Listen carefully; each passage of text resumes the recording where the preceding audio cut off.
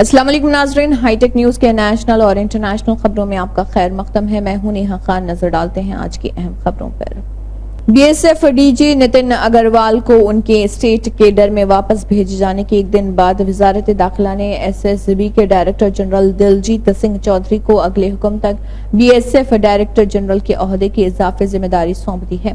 1990 batch کے I P S officer Diljit Singh نے اس سال جنوری میں S S B director general کے طور پر اپنا عہدہ سنبھالا تھا۔ مرکزی حکومت نے بی ایس ایف کے ڈائریکٹر جنرل نتن اگروال اور ان کے ڈپٹی اسپیشل ڈائریکٹر جنرل مغرب وائی وی کھرانیا کو فوری اثر سے عہدے سے ہٹا دیا تھا۔ حکومت کی طرف سے جاری حکم کے مطابق دونوں افسران کو اپنے اپنے ریاستی کیڈر میں واپس بھیج دیا گیا ہے۔ نتن اگروال 1990 بیچ کے کیرل کیڈر کے افسر ہیں، جبکہ وائی بی کھرانیا 1990 بیچ کے اوڈیشہ کیڈر کے آفیسر ہیں۔ اسرائیل فلسطین کی جنگ مزید شدت اختیار کرتی جا رہی۔ گزشتہ روز حماس رہنما اسماعیل ہنیہ کی شہادت کے بعد اسرائیل کے ہوائی حملے میں حماس کے ایک سینئر کمانڈر کے بھی شہید ہونے کی اطلاع ہے۔ اسرائیل کے ذریعے یہ ہوائی حملہ ایک گاڑی پر کیا گیا جس میں 4 دیگر افراد بھی جاں بحق ہو گئے۔ حملے میں مارے گئے لوگوں کی شناخت نہیں ہو سکی ہے، جبکہ اسرائیلی فوج نے کہا ہے کہ اس نے فلسطین کے ویسٹ بینک واقع تل کرم کے آس پاس ایک جنگجو سیل پر فضائی حملہ کیا ہے۔ اسرائیلی حملے کی تصدیق کرتے ہوئے حماس نے کہا ہے کہ ہمارے جوانوں کو لے جا رہی ایک گاڑی پر حملہ کیا گیا۔ اس حملے میں تل کرم بریگیڈ کے ایک کمانڈر کی شہادت ہوئی۔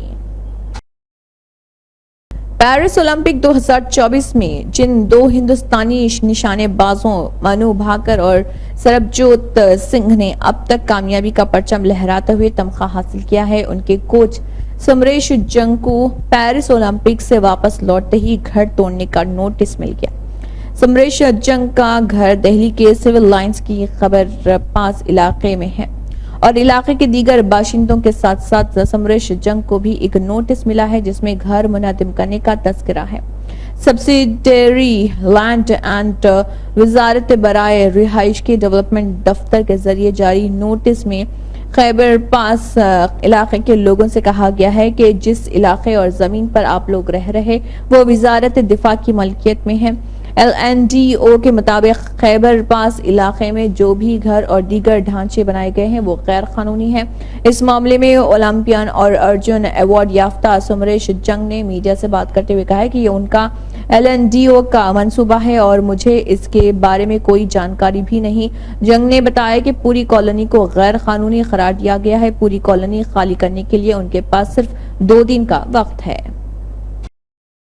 وزیراعظم نریندر مودی نے اپنے ایک بیان میں کہا ہے کہ زراعت کے شعبے میں ہندوستان کا تنوع ملک کو دنیا کی غذائی تحفظ کے لیے امید کی شمع بناتا ہے۔ یہ بیان انہوں نے نئی دہلی میں منعقدہ زرعی اقتصادی ماہرین کی بین الاقوامی کانفرنس کا افتتاح کرتے ہوئے کیا۔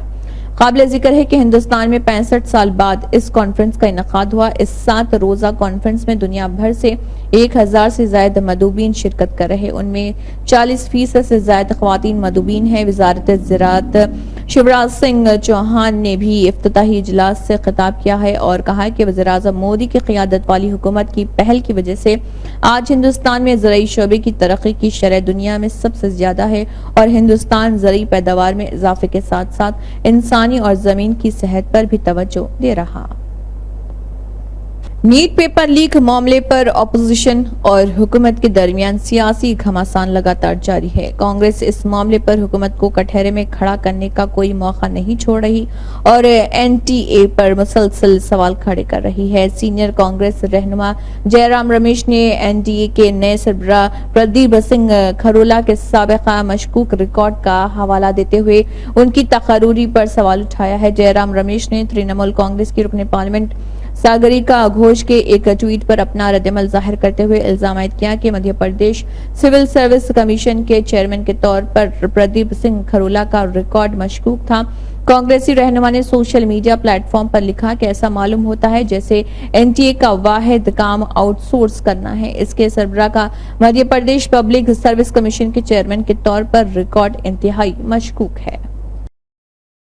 منی پور میں تشدد ختم ہونے کا نام نہیں لے رہا۔ ایک طرف جریبام میں امن قائم کرنے کے لیے میتئی اور ہمار طبقے کے درمیان اتفاق رائے قائم ہوا ہے، دوسری طرف اس معاہدے کے 24 گھنٹے میں بھی نہیں ہوئے اور جریبام میں فائرنگ و آگ زنی کا واقعہ شروع ہو گیا۔ یہاں ایک میتئی بستی میں گولیاں چلائی گئی جبکہ لال پانی گاؤں میں ایک گھر کو نظر آتش کر دیا گیا۔ قابل ذکر ہے کہ میتئی اور ہمار طبقے کے نمائندے منی پور میں تشدد سے متاثرہ جریبام ضلع میں حالات بہتر کرنے اور امن بحالی کے لیے ساتھ مل کر کام کرنے پر متفق ہوئے تھے۔ آسام کے کچھار میں سی آر پی ایف سہولت مرکز میں منعقدہ ایک میٹنگ میں آمنے سامنے کھڑے دونوں فریقین کے درمیان معاہدہ ہوا تھا۔ اس میں طے پایا کہ دونوں فریقین حالات معمول پر لانے، آگزنی اور گولی باری کے واقعات کو روکنے کی ہر ممکن کوشش کریں گے۔ دونوں فریقین جریبام ضلع میں تعینات سبھی سیکیورٹی فورسز کی مدد کریں گے۔ سبھی شریک طبقات کے نمائندوں نے اس دوران وعدوں پر مشتمل بیان جاری کیا اور اس پر سبھی نے دستخط بھی کیے تھے۔ اسی کے ساتھ ہائی ٹیک نیوز کے نیشنل اور انٹرنیشنل خبریں اختتام کو پہنچتے ہیں۔ اللہ حافظ۔